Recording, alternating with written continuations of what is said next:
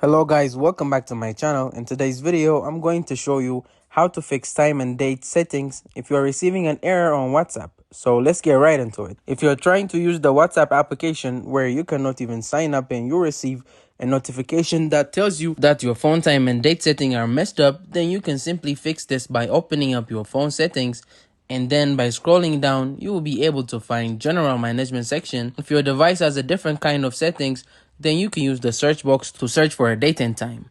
Now, once you find the date and time option, just go ahead and click on it. And now this issue mostly arises if this automatic date and time is turned off. If this feature is turned off, then you will need to set your date and time manually. So if this feature is turned off, then make sure that the set date option is set to the correct date. You can then make sure of that and tap on the done button in order to avoid manually setting up your time and date. You can just turn on the automatic date and time and also set time zone based on location. Once you turn both of these features on, your WhatsApp application will work just fine, and you will be able to log into your account or sign up to create a new one as well.